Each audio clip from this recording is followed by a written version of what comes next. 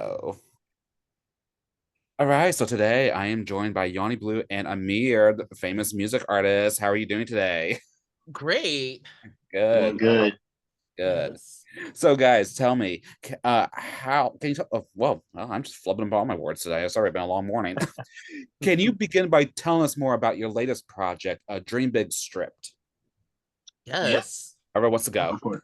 Yeah, I'll go for it. Yeah, like the last 6 months we've been working on like a few different things. But we wanted to kind of think of like a really fun way to revisit Dream Big, which we put out this past fall. And Yanni kind of pitched the idea of doing these kind of like stripped back acoustic versions of Can't Compete and Curious. And it was just a lot of fun to kind of just like relive that and just recreate the songs reimagined through a new lens. Like we had like a guitarist, we had, trumpet player, and really kind of brought everything together in a different type of way, stripping back some of the production where it could really just focus on like the performance. So it was a lot of fun to create.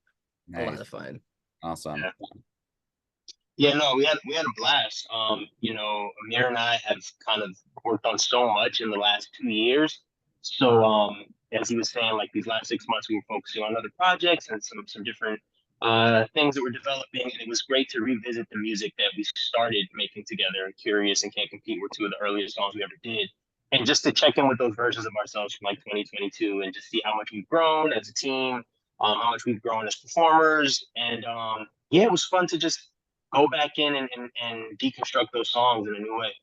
Yeah, definitely. Yes. And that kind of leads into my next question, like, or at least one of the questions I had on my list. Like, how would you say you both have evolved as musical artists since then? Oh man. Wow. Coming into Dream Big, I was coming out of years of just kind of being a songwriter in the background.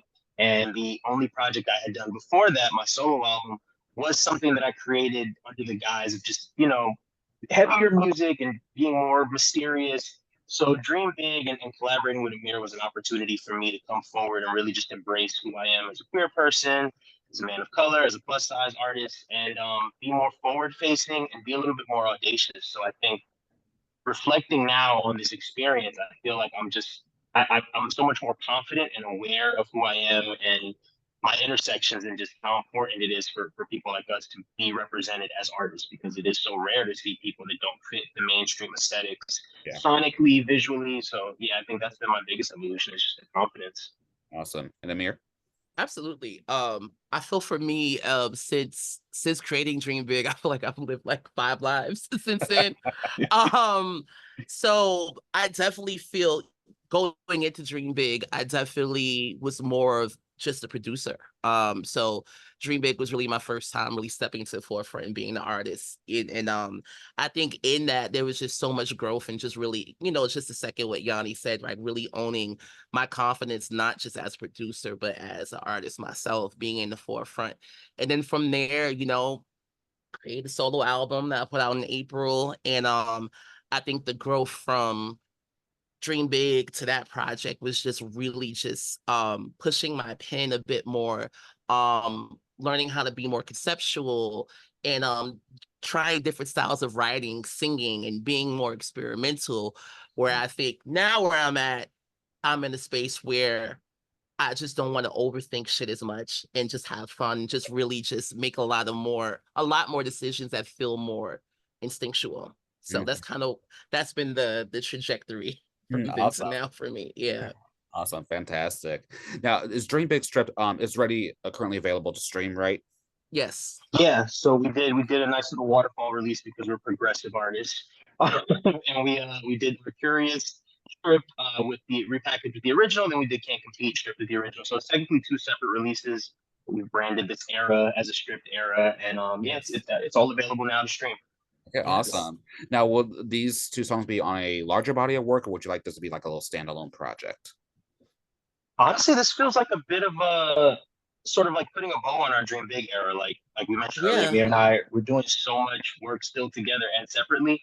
And I mean, I think that's a world that we're always going to revisit because it's just such a fun place to exist in. But right now, I think Mhm. this feels like a way to kind of say, put that era to the side while we move into new things. So kind of like a not a Yeah. goodbye, but like a Okay. We'll see you later. Okay. Right. Yes. Yes. That's a Yeah. good way to put it. That's a really good way to put it. A really good way to close out that iteration of the Dream Big era. Right. And then we're still, like I said, we're still working together. Amir's producing a ton of stuff for me. I've been helping him co-write, and we also have been working on development projects for other independent artists and for sync and television. So it's just a great way to kind of, put a bow on that and shift into more production and artist work and music development work. Awesome. Absolutely. Awesome. Fantastic. So for those who have not been introduced to you yet, how would you describe your music? Wow. That's a good question. I would say bad bitch energy. It's Okay. really, Yeah. I mean, when you listen to Dream Big and also just the feedback that I've gotten from a lot of my friends, like Dream Big is like approximately like 25 minutes long. So it's like a quick, like, pick me up, like if you're trying to hit the cardio at the gym, or like if you're trying to just have something that's kind of just up boost your mood, put a little pep in your step. You know what I mean? A Yes, love it. little switch in your walk. Yes, Yes. Something, and I think it's that, because there are days where we both need that, and I think we created the project with that intention of like, what do I need to hear to make me feel like a bad bitch? What do I need to hear to like really channel like my inner, fierceness, and really channel my confidence? And I think Dream Big, and not just sonically, but like the messaging in it, I think is very much that. Gotcha. Oh yeah. I would second that. I would actually quote you, Amir, in one of our recent interviews. You said that Dream Big is an upper, and I would It definitely is. second that. It is definitely an upper. I think more specifically, as we've gotten to live with it and as we've continued to collaborate, I realized how specifically Dream Big encapsulates the experience of being like a Black queer creative from New York. Like we really touch on all the New York sonics, from hip hop to ballroom, dance, through the photography, we got to channel fashion. So I think it feels like a really great time capsule for two queer boys from New York who just like didn't see ourselves growing up, and looking at it. It's accessible to everyone, but I think it's so specific to us in our journey, and that's kind of why we connected in the first place. So that's for Absolutely. sure. If you haven't been to New York yet, and you haven't run to the train feeling like a bad bitch, Dream Big will make you feel like that. Dream Big is very much that. Very, Yeah. very Carrie Bradshaw coded, but Love it. Love it. in a queer plus size boy. That's what you ultimately hope audiences take away from music, just that bad bitch, feel good energy. Bad bitch, feel good energy. And then also too, like in the messaging, like go for your dreams. Like the fact that we both are artists that came from the background, like Yanni being a songwriter for other artists, you know what I mean? And then me being in the background, I'm here as Amir, but my day job, I'm Tarik, shooting for artists like Azealia Banks Cupcake, shooting their, single imagery, campaigns and stuff like that. And now being in the forefront, being the artist, it's like you can go for your dreams. You can be the pop star. And I really think that is a lot of the intention that we put into the project, and encouraging other people that they can do the same. Definitely. And I love that you're always going to showcase Black queer voices and plus size bodies in all your work. And what are you going to do to continue to do that? What's so beautiful about the work that we do and the intention behind it is that as we progress, because we spoke with you initially, like right after the first release, and everything was still in its infancy. And as we've gone through the process, our circle has grown. And by the time we got to the last shoot, we had everybody from our photographer to our stylist to creative director, everybody encapsulated like our various intersections. And I think that is how we continue to advance the narrative and continue to advance putting a spotlight on people like ourselves. Everything that we do is really rooted in that. So, we're constantly looking for ways to just kind of bring in people in our immediate circles and keep growing the experience of like everybody deserves to feel like a star and be a star and be confident. Yeah, definitely. Absolutely. Sure. Yeah, the core of it is really building community, because I really feel that that's what this project has kind of done. Build community. Yeah. You always want to build that community feel. Yes. So tell us, how did this collaborative partnership form between you two? Instagram. Wow. Instagram. IG. Shout out to Instagram. Shout out to Instagram. Literally going back to what we just said, that community component. When I started releasing music as an artist, I started building playlists to connect with different people, and I featured an artist that Amir had produced for.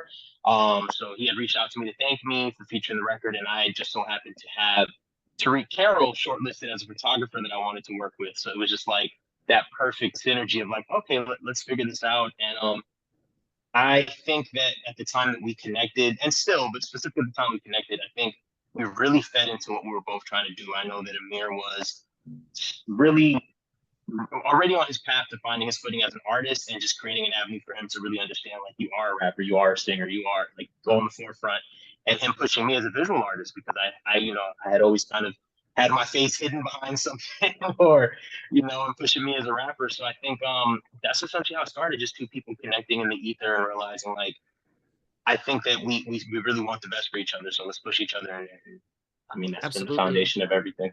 Definitely. Absolutely. Awesome. Fantastic. Well, in addition to releasing Dream Big Stripped, you released it in June, which includes Pride Month, Black Music Month, Juneteenth. How meaningful was that for you both? Oh man. I think the timing of it was perfect. The timing of putting it out was perfect. Like, I always love doing releases during Pride Month because the energy is just different. Like, that summer energy, everyone coming together, celebrating each other, uplifting each other. And why not have something like Dream Big Stripped out? I think last year we put out the Runway EP around this time. So And Curious, yeah, the original and Curious. yeah, the original version of Curious. That's right. So it's just something about June. Like, I love June releases for the timing of everything. It just feels right. Yeah. It's also, I think, important to note, I'm realizing now as we're talking, for a good chunk of our album, conceptualizing it and creating it, we were on opposite ends of the country. So I think this is the first release that we were actually able to be together from inception to release, because I'm on the East Coast now. Yeah. So we were able to record together. We were able to produce it together, photography, everything. And again, just to release it during Pride and Juneteenth and Black Music Month, like, that's what is it, the meme of like superpowers coming like that? They say everybody gets their superpowers on a certain day. I think that's the month where our superpowers were like just fuming. Like, we're like, let's do this. Let's create something. So awesome. Absolutely. Well, what are some future goals you hope to accomplish with your careers and platforms? Definitely more opportunities to write and produce for other artists. More syncs. More of those. And then I mean, I am looking to release more music myself as well. I'll plan out some stuff August-ish. Okay. We'll see. But I think yeah, those are my immediate goals for now. It's like definitely more syncs, and just opportunities to collaborate with other artists as well, and just to continue to expand the community, expand the network, and just have fun collaborating and working with more like-minded artists. That's kind of what my immediate goal is right now. Perfect. Yeah, very much the same. We haven't really announced this anywhere, but Amir and I kind of completed a Dream Big spiritual successor for Sync Company. Oh, so, I love that spiritual successor.